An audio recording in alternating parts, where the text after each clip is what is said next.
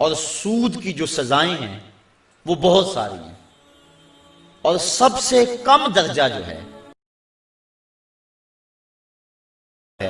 کہ جیسے کوئی شخص اپنی ماں کے ساتھ زنا کرتا ہے۔ آج ہمارے اس معاشرے کے اندر سود کی لعنت سرایت کر گئی ہے، اور اس کا نام بدل کے ہم اس کو اختیار کیے ہوئے ہیں۔ اگر شراب کی بوتل پہ روح افزا کا لیبل لگا لیا جائے تو اس کی ماہیت تو نہیں بدلتا۔ تو سود کا ہم نے مختلف انداز سے اس کے نام رکھ لیے، اور معاشرے کے اندر ہم کہتے ہیں کہ جی ہمارا کام ہی نہیں چلتا، کیا کریں، مجبور ہے۔ اور کئی بہانے ہیں لوگوں کے پاس، اور کئی باتیں اس حوالے سے۔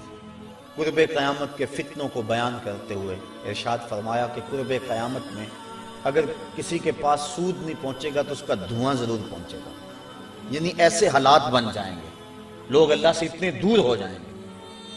تو سود ایک ایسی بیماری ہے، ایسا جرم ہے کہ جس کی سزا قیامت کے دن اللہ تعالیٰ نے قرآن مجید میں فرمائی کہ وہ ایسے اٹھایا جائے گا جس طرح کسی شخص کو شیطان نے مس کیا ہوا ہے، اور اس کی جو حالت ہوتی ہے، یہ جو کہتے ہیں اس کو جن آ گیا اور اس کو اپنی ہوش نہیں رہتی، گرتا ہے دائیں بائیں، جو سود خور ہے کل قیامت کے دن اس طرح اٹھایا جائے گا کہ جس طرح کسی کو شیطان نے مس کیا ہو، اور وہ جس طرح مجنون اور اس کی حالت غیر ہوتی ہے، قیامت کے دن اس طرح جو ہے وہ سود خور اٹھایا جائے گا۔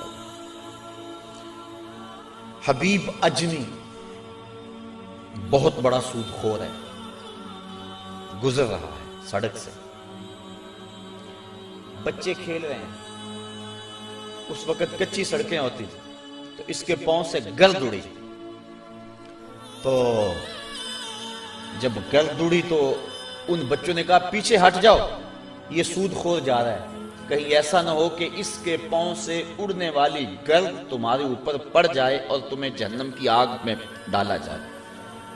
ان بچوں کی بات حبیب اجمی نے سنی اور بڑا پریشان ہوا۔ بعض کا ایک جملہ بندے کو بدل دیتا ہے۔ میں پچھلے دن سنت اور بدعت کے عنوان سے کچھ باتیں کی، تو میں جب واپس یہاں سے نکلا ہوں تو کتنے لوگوں نے مجھے یہ بات کہی ہے کہ آپ دعا کریں کہ جب دوبارہ ہم آپ کو ملے تو ہمارے چہرے پہ سنت کا نور ہو۔ تو بعض کا وقت ایسا ہوتا ہے کہ ایک جملہ اندر اتر جاتا ہے۔ ان بچوں نے کہا پیچھے ہٹ جاؤ، کہیں حبیب اجمی کے پاؤں سے اڑنے والی دھول تمہارے اوپر پڑ گئی تو تم جہنمی نہ ہو جاؤ۔ تو حبیب اجمی بڑا رویا، جہاں گیا وہاں واپس پلٹا، اور اس نے پکی توبہ کر لی کہ مالک آج کے بعد سودی کاروبار نہیں کروں۔ تو جب واپس آیا تو وہی بچے بھی کھیل رہے تھے، اور اس کے دل میں شرمندگی تھی ان بچوں سے۔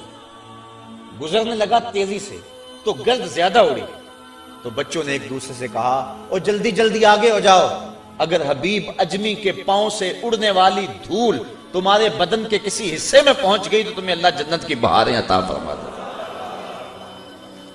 قیامت کے دن کچھ لوگوں کے بڑے بڑے جسم ہوں گے، حدیث میں آتا ہے، اور حضور نے اس منظر کو دیکھا، اور بطن ہوں گے جس طرح شیشہ ہوتا ہے، اور اس کے اندر حضور نے دیکھے سانپ ہیں اور بچھو ہیں، اور وہ شخص اٹھتا ہے تو اس سے اٹھا نہیں جاتا۔ پوچھا جبریل یہ کون لوگ ہیں؟ فرمایا یہ وہ لوگ ہیں جو سود کھایا کرتے تھے۔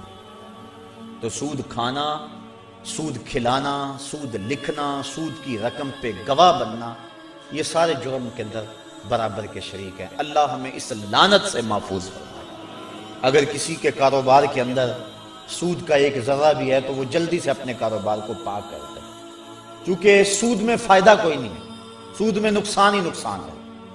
اللہ تعالیٰ فرماتا ہے کہ وہ ربا کو گھٹاتا ہے اور جو تم صدقات دیتے ہو اس کو بڑھاتا ہے۔ عقل انسانی کہتی ہے کہ جو سود لیتے ہیں اس سے تو مال میں اضافہ ہوتا ہے، اور زکوٰۃ نکالیں تو اس میں مال میں کمی ہوگی، لیکن اللہ فرماتا ہے نہیں، اس میں زیادتی ہوگی، اس میں کمی ہوگی۔ ایک روایت میں آتا ہے کہ جب بندہ صدقہ کرتا ہے تو رحمان اس کو اپنی قدرت کی مٹھی میں لے لیتا ہے، اور پھر اتنی تیزی کے ساتھ وہ صدقہ بڑھتا ہے جس طرح گھوڑا بڑھتا ہے، اور کل قیامت کے دن چھوٹا سا جو صدقہ کیا جائے گا اس کو ایسے ملے گا جس کا احد پہاڑ ہوتا ہے۔ تو صدقے بڑھتے ہیں اور سود جو ہے اس سے رزق سمٹتا ہے اور زندگی کے اندر بے چینی اور